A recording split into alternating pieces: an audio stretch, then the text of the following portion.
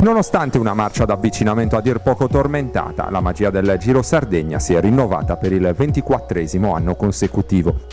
L'organizzazione della Mare Monti, guidata dal patrono Antonio Scarpitti, è stata messa a dura prova non solo dall'emergenza Covid, ma anche da vari intoppi di natura burocratica, che non sono riusciti però a spegnere la passione per il pedale. Al via della prima tappa delle 6 in programma, infatti, sono presenti ben 152 atleti provenienti non solo da tutta Italia, ma anche da altre nazioni europee, tutti intrigati dalla possibilità di coniugare l'amore per il ciclismo alla scoperta di alcuni tra gli scorci più incantevoli del nord-ovest dell'isola.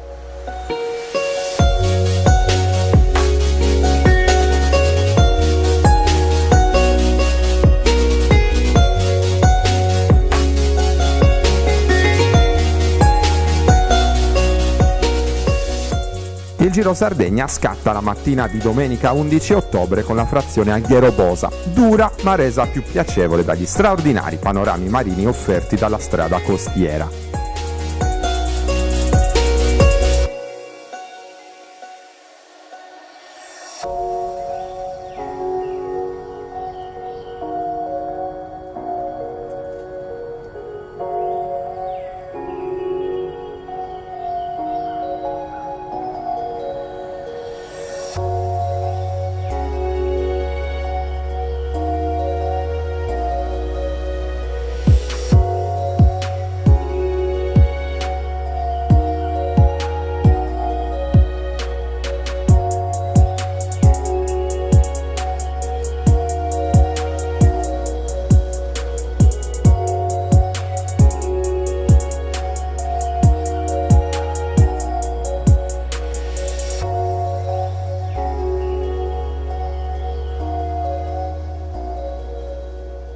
I ciclisti sono chiamati ad affrontare molteplici insidie, strade viscide e bagnate, forte vento di maestrale, salite in successione senza tregue e discese impegnative. Il tutto però all'interno di un tracciato pienamente sicuro.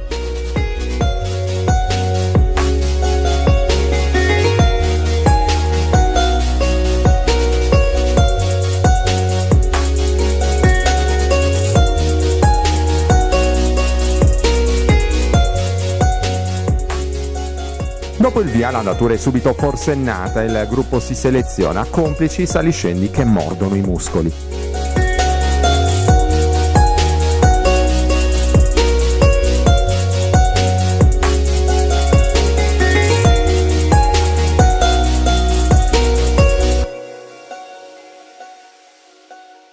Con il passare dei chilometri il sole riesce a vincere la propria battaglia con le nuvole, ma la fatica è sempre tanta e anche i ciclisti più esperti soffrono le difficoltà del percorso.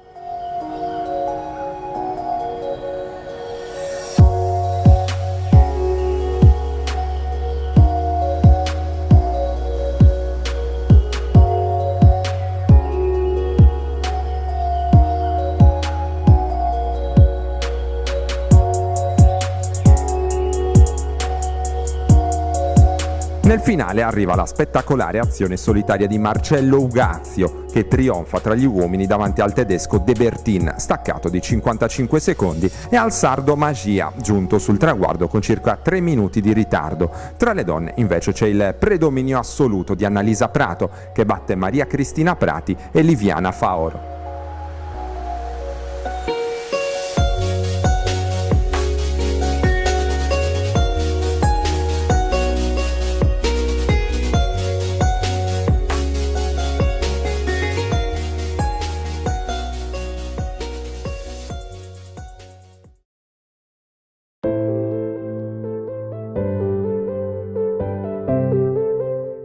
La seconda giornata è quella dell'attesa crono individuale che si sviluppa nelle strade vicine al lago di Baraz. Nella notte la perturbazione inizia a farsi sentire e la mattina il percorso di circa 15 km allestito dall'organizzazione è battuto da una forte pioggia.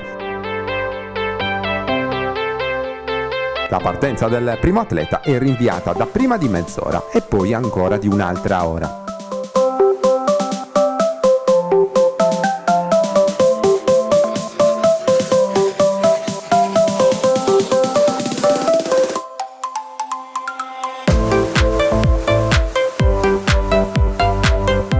A mezza mattina un vento forte e teso spazza via le nuvole ed un tiepido sole accoglie i ciclisti impegnati in gara in una strada interamente chiusa al traffico. Quasi tutti arrivano al traguardo asciutti, salvo i primi della classifica.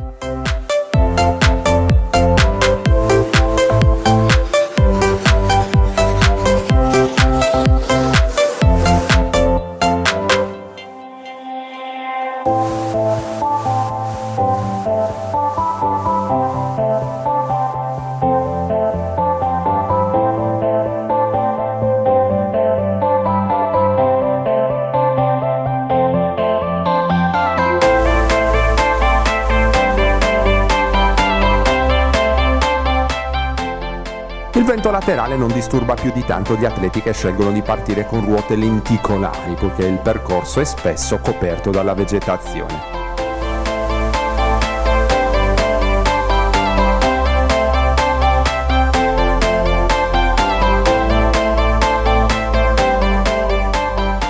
La tappa la vince il tedesco De Bertin con 5 secondi di vantaggio su Gazio, mentre il sardo Capone deve accontentarsi del terzo posto con una ventina di secondi di distacco.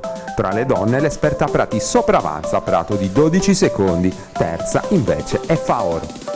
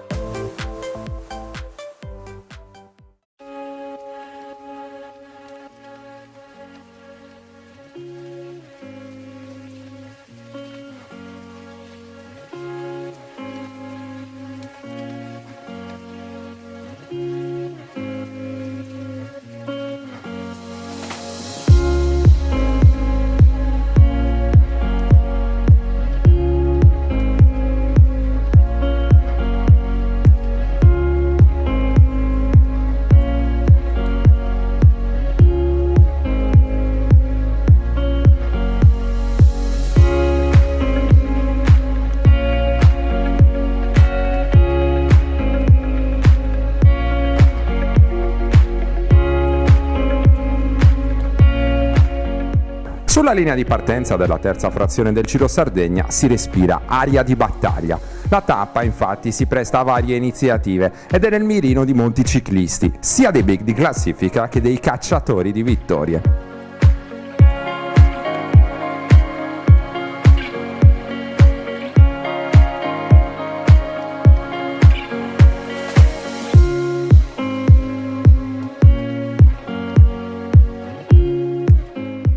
Subito dopo il via si accendono le polveri e un tratto pianeggiante con il vento laterale miete già le prime vittime.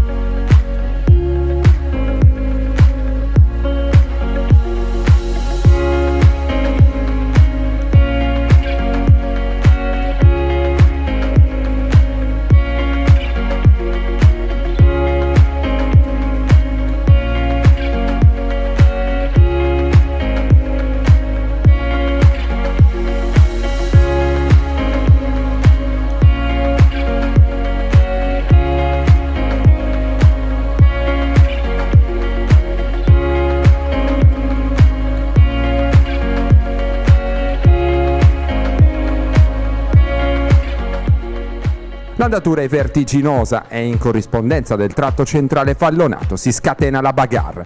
Dopo scatti e controscatti riescono a evadere 12 corridori e tra questi ci sono quasi tutti i principali competitor per la classifica generale.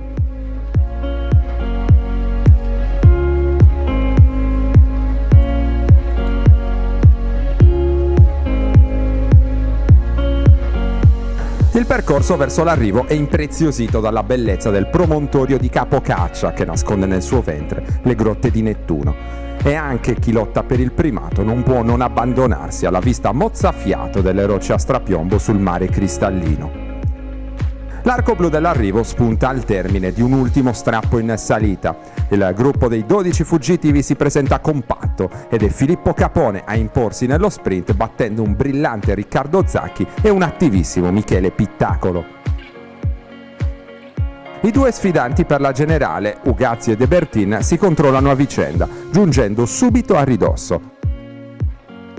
Nella gara femminile è sufficiente ad Annalisa Prato restare con il gruppo principale per vincere la tappa e consolidare il primato davanti a una tenace Maria Cristina Prati.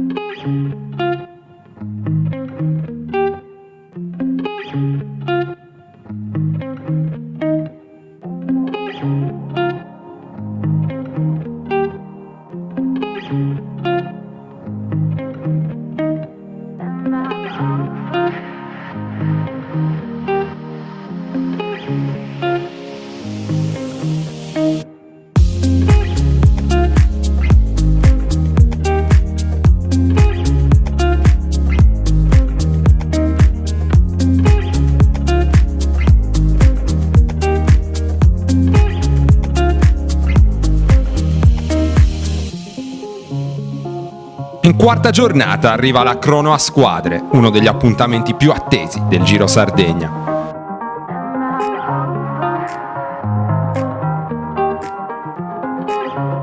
Nonostante le condizioni meteo difficili, sono ancora tanti gli atleti a presentarsi su una pedana di partenza allestita in grande stile e che ricorda quella delle grandi corse.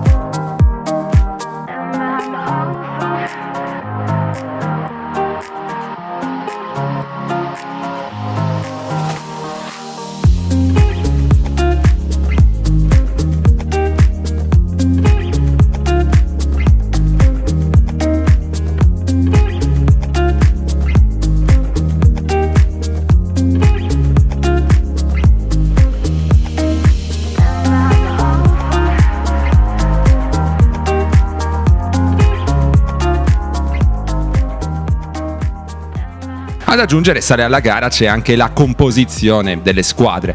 Oltre ai team ufficiali, infatti, si sfidano compagini che si formano per amicizie e contatti personali sviluppati tra i concorrenti durante il Giro.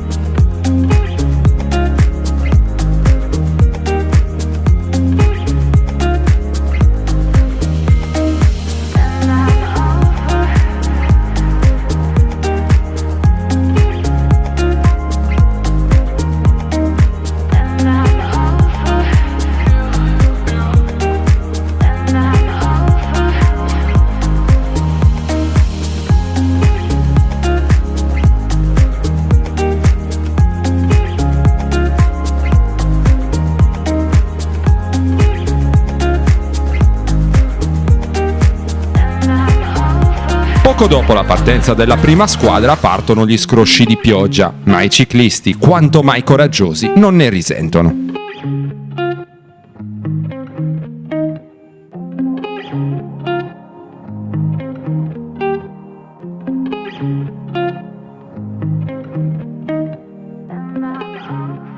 La battaglia per la vittoria si rivela serrata fino all'arrivo e alla fine infatti sono solo 10 i secondi che separano i vincitori Zacchi, Bonapace, De Bertin, Ugazio e Bertani dalla squadra che giunge al secondo posto, formata da Sanetti, Pittacolo, Magia e Purbrook.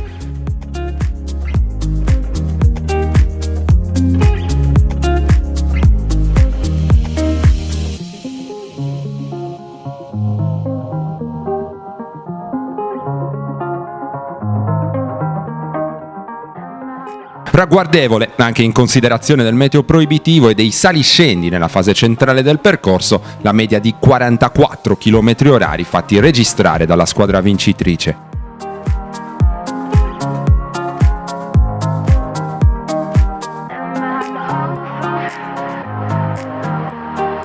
Nella notte il maltempo peggiora. La mattina il lungomare di Alghero si presenta completamente allagato ed un rapido giro di perlustrazione mostra una serie di pericoli che consigliano all'organizzazione un prudenziale annullamento della quinta tappa del Giro.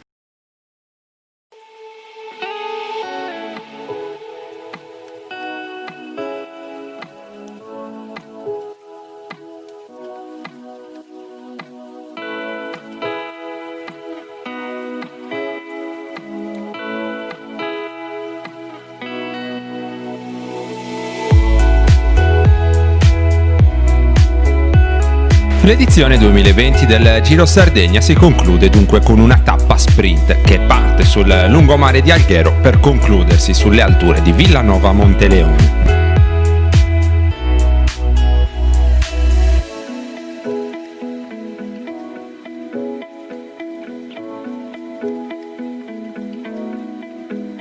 Dopo una giornata di stop forzato, gli atleti in griglia sono animati da tanta voglia di correre. In mattinata finalmente i raggi di sole tornano a splendere sulla corsa sarda dopo giorni di maltempo.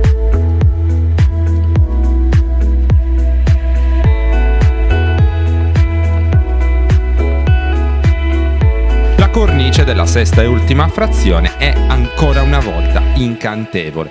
Gli atleti ricevono lo start sul suggestivo lungomare di Alghero per poi lanciarsi a tutta velocità verso la strada panoramica in direzione Bosa.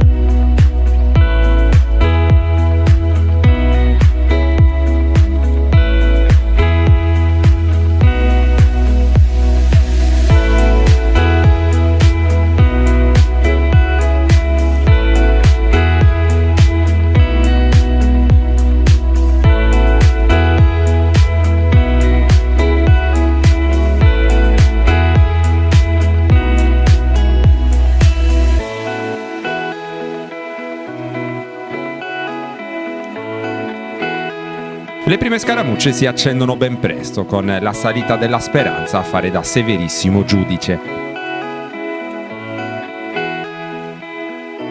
La selezione diventa implacabile e, ancora una volta, sono i nomi forti del Giro a emergere.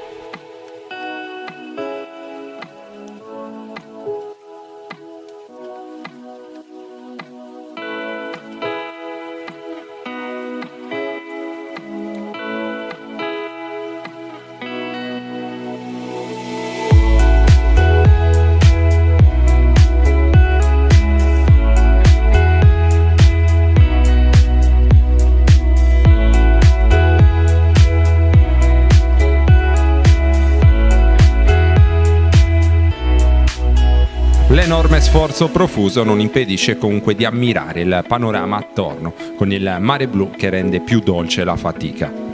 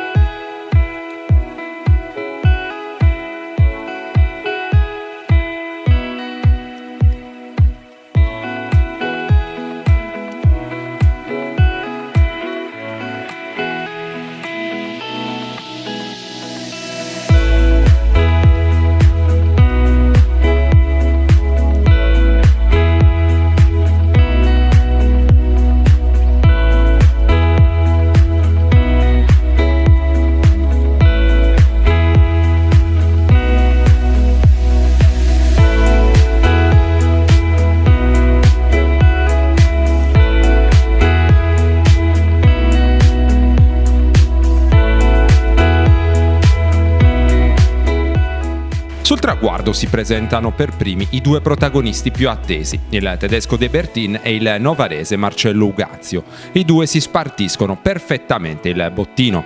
De Bertin fa sua la tappa e si accontenta della seconda piazza in classifica generale, mentre Ugazio chiude dietro ma mette le mani sul Giro Sardegna 2020. Tra le donne invece si registra l'ennesimo assolo della forte scalatrice cuneese Annalisa Prato, ma è degna di nota anche la prestazione della tenace Maria Cristina Prati, che con la consueta grinta conquista il secondo posto.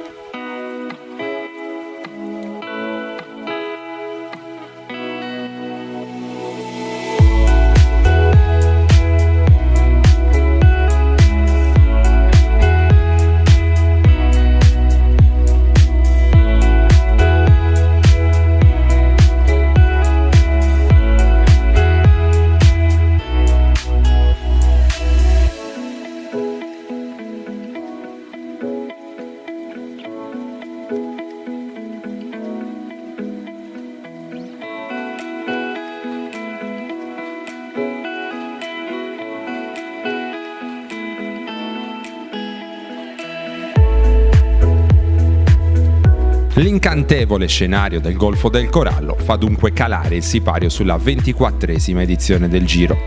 Le difficoltà da affrontare tra emergenza Covid, nuovi decreti, chiusure e maltempo sono state davvero tante, ma alla fine restano impressi nella memoria soltanto i volti sorridenti dei partecipanti che danno il loro arrivederci all'isola nella speranza di ritrovare il Giro Sardegna già nel prossimo mese di aprile.